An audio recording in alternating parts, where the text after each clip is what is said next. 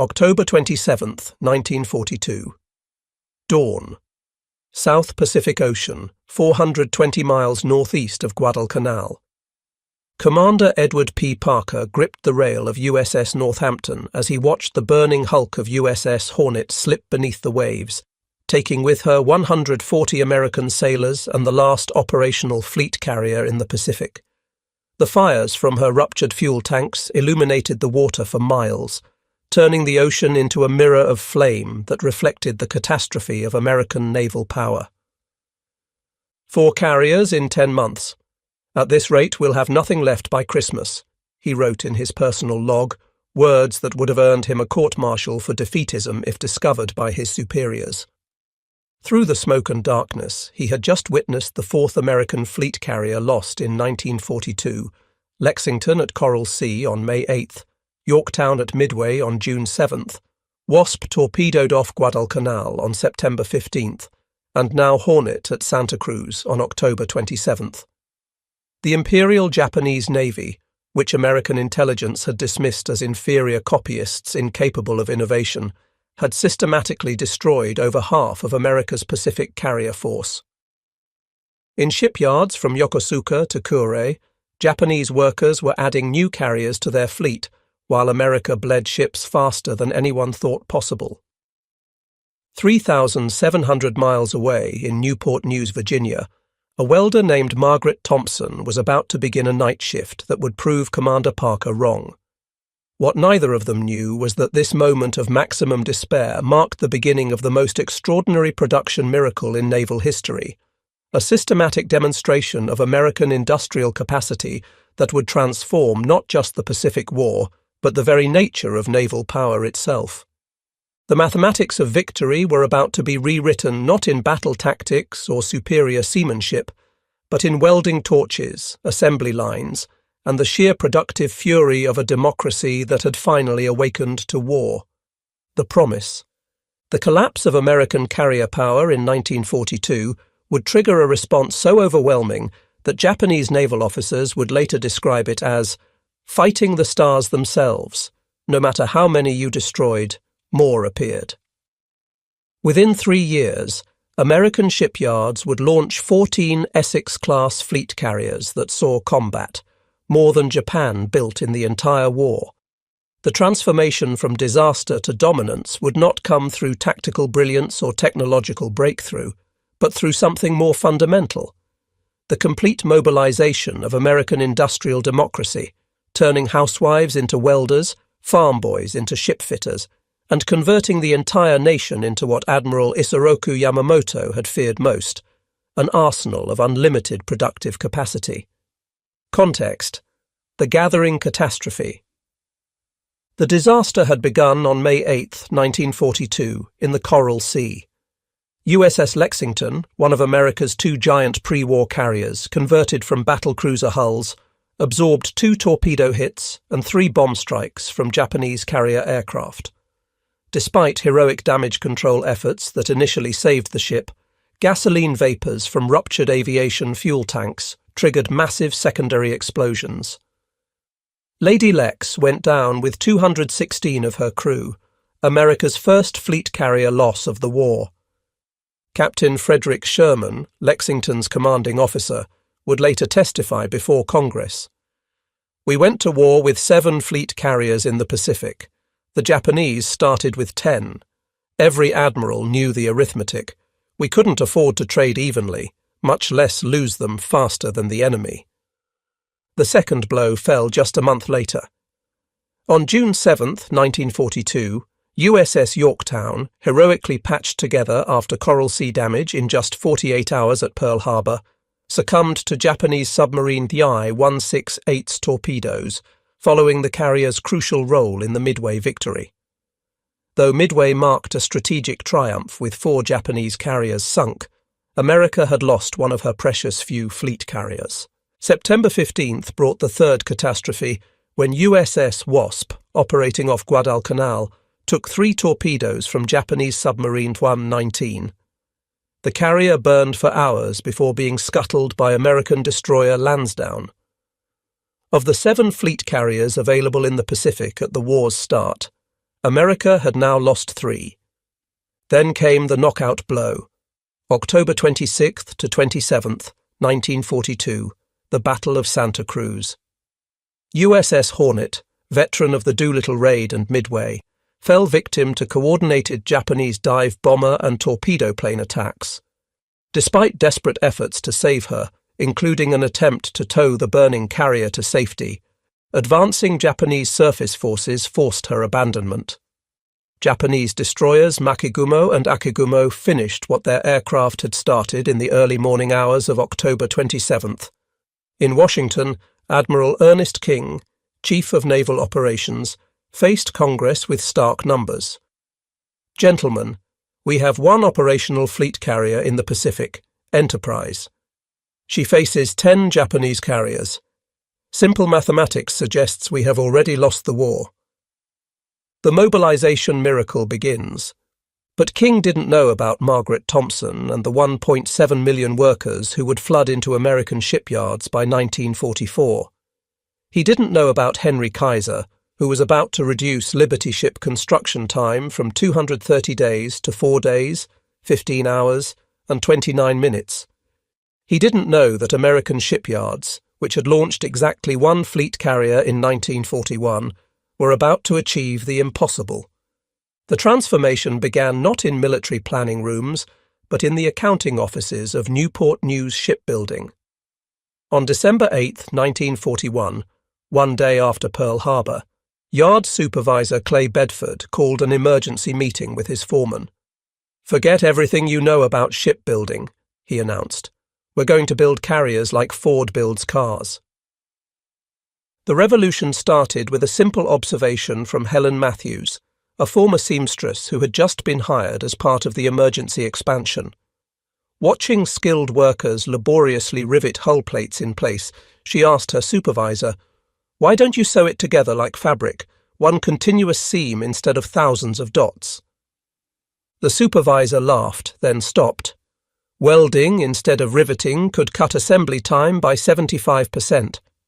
But welding required different skills, simpler skills that could be taught to anyone in days rather than the years required to train a master riveter. The production explosion. By summer 1943, the Essex-Class carriers were rolling off the ways at a pace that defied comprehension. USS Essex herself had been laid down on April 28, 1941, and commissioned on December 31, 1942. Just 20 months from keel to combat readiness. But that was just the beginning. At Brooklyn Navy Yard, shipfitter First Class Giuseppe DiMaggio, cousin of the baseball player, led a crew that developed a new technique for installing aircraft elevators. Instead of building them in place piece by piece, they pre-assembled entire elevator platforms on shore, then lifted them into position with massive cranes. Time saved. 6 weeks per carrier. The techniques being pioneered at Richmond by Henry Kaiser spread throughout the industry. Prefabrication meant that deck houses and other fixtures were assembled in production areas where they could be built on their sides or upside down, making welding easier and stronger. What had taken 1,000 workers a month now took 200 workers a week. The numbers began to accumulate with frightening speed. USS Yorktown, CV-10, laid down December 1, 1941, commissioned April 15, 1943. USS Intrepid, laid down December 1, 1941, commissioned August 16, 1943. USS Hornet, CV-12, laid down August 3, 1942, commissioned November 29, 1943. USS Franklin, laid down December 7, 1942, commissioned January 31, 1944. Each launching became faster. Philippa Kellogg, a welder at Bethlehem Steel's Fore River shipyard, kept a diary that captured the acceleration.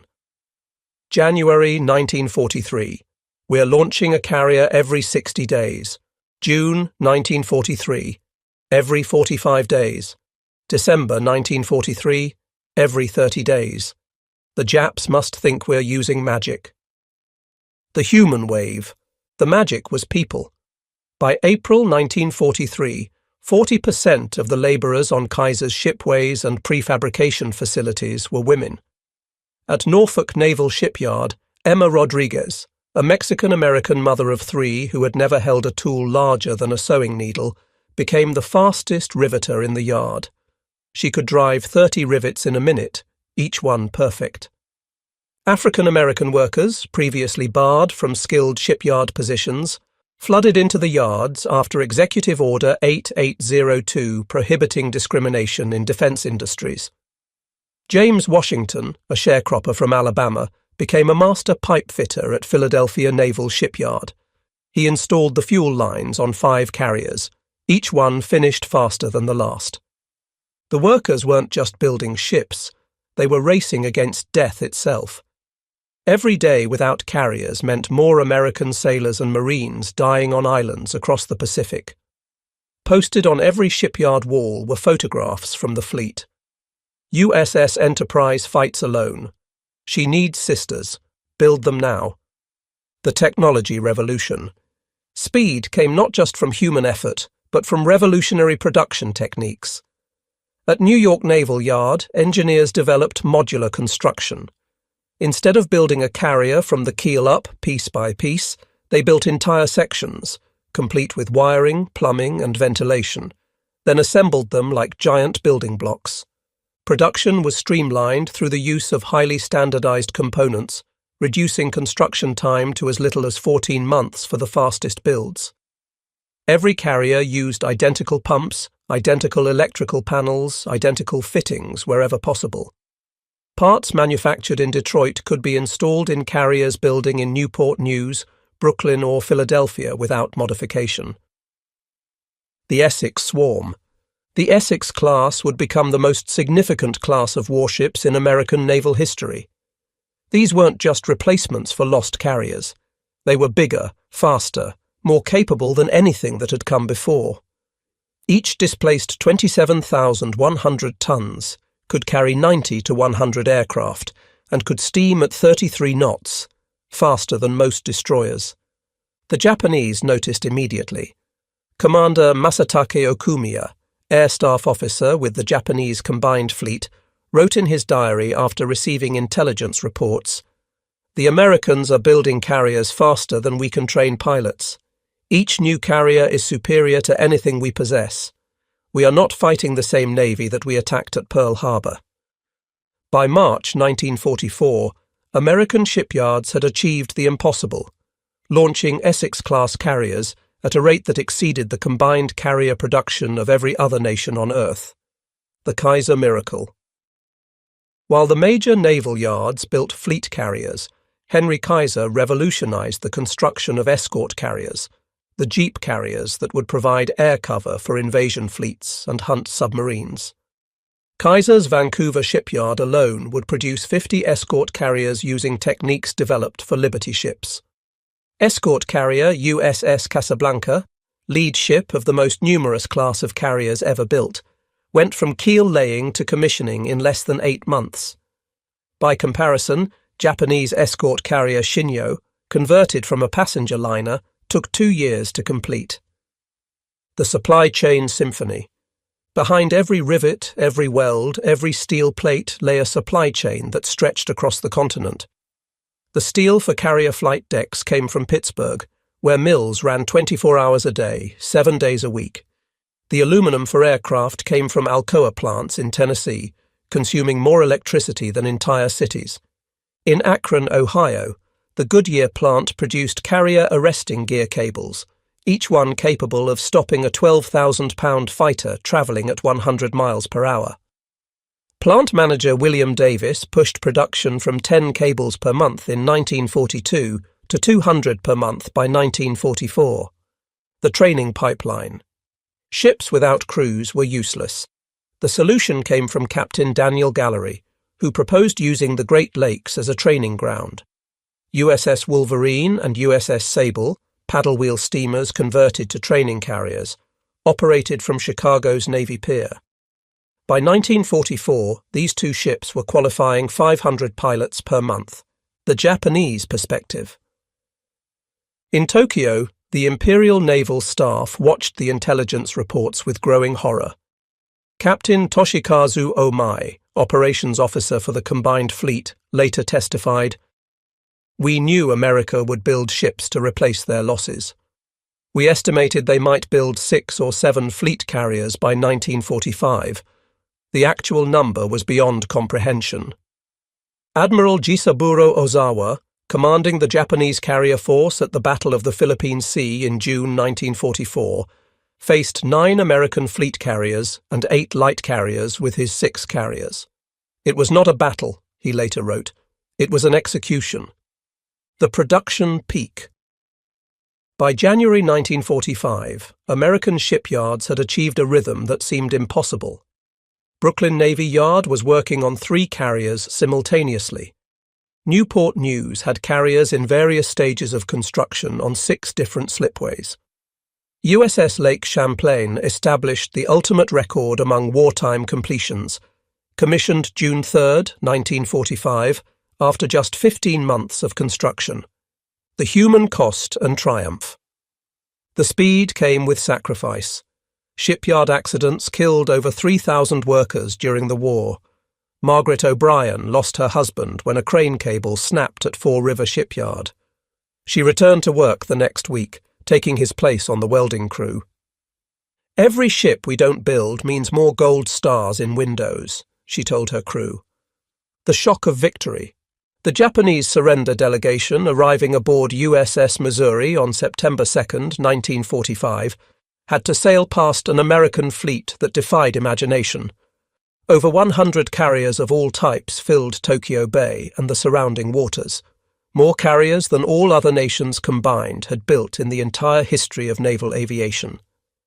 Commander Tamichi Hara, one of Japan's most decorated destroyer captains, wrote, "We had sunk 4 of their carriers in 1942, and they had replaced each one 3 times over." The production statistics. The final accounting of Essex-Class carriers that saw combat in World War II. Commissioned and saw combat USS Essex, CV-9. December 31, 1942. USS Yorktown, CV-10, April 15, 1943. USS Intrepid, CV-11, August 16, 1943.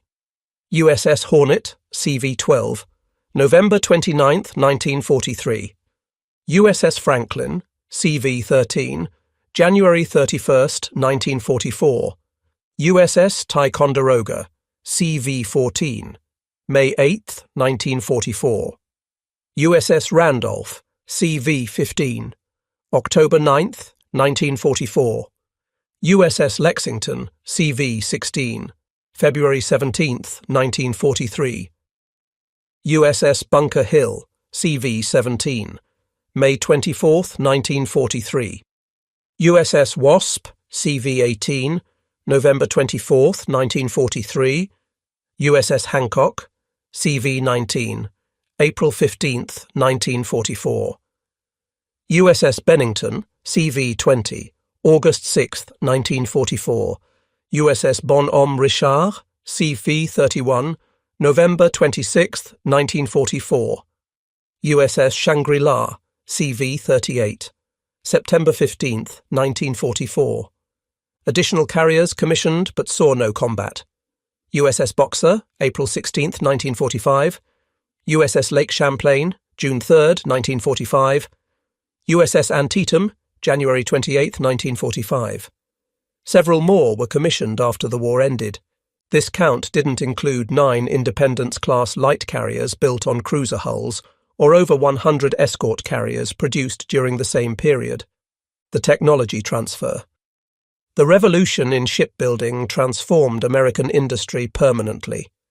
Techniques developed for wartime production, modular construction, automated welding, assembly line shipbuilding, became standard practice. Workers trained in shipyards became the backbone of post-war American industry. Women who had learned to weld discovered they could master any industrial task. African Americans, who had been restricted to menial jobs before the war, had proved they could do precision work. The strategic impact. By 1945, American carrier production had reached levels that exceeded operational needs. Ships were being completed faster than crews could be trained. Admiral William Halsey testified to Congress in 1946. "We went from having too few carriers to having more than we could use. No nation in history has ever produced combat vessels at such a rate." The workers' legacy. In 1985, on the 40th anniversary of VJ Day, a reunion was held at Newport News Shipbuilding. Over 5,000 former workers attended. Margaret Thompson, the welder from our opening, now 67 years old, stood before the crowd. "They call us the greatest generation now. We weren't great. We were angry. The Japanese sank our ships, killed our boys. We answered the only way we knew how. We built more ships than they could imagine. Every rivet we drove said, 'Remember Pearl Harbor.' The economic and social revolution. The carrier building program transformed not just military capability, but the entire American economy and society. Richmond, California's population grew from 23,000 to 130,000 in 3 years. The money paid to shipyard workers, over $3 billion in wages, flowed through the economy, building the American middle class. The shipyards broke social barriers that had existed for generations, proving that women could do industrial work, and African Americans possessed the same skills as anyone else when given the opportunity. The numerical supremacy. By August 1945, the United States Navy operated 14 Essex-Class fleet carriers that had seen combat, 3 additional Essex-Class carriers commissioned but not in combat, 9 Independence-class light carriers, 71 escort carriers, plus pre-war carriers still in service. This force compared to Japan's 6 operational carriers, most without trained pilots, and Britain's 19 carriers of all types. The ultimate testament. In 1962, Rear Admiral Hideo Yano of the Japanese Maritime Self-Defense Force visited Norfolk Naval Shipyard, where many Essex-class carriers had been built.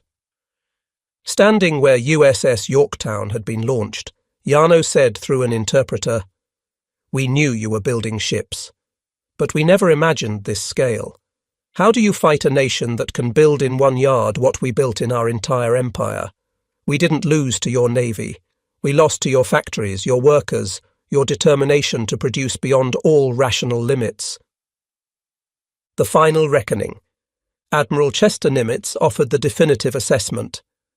The war was decided in 1943, not by any battle, but by the launching of new carriers.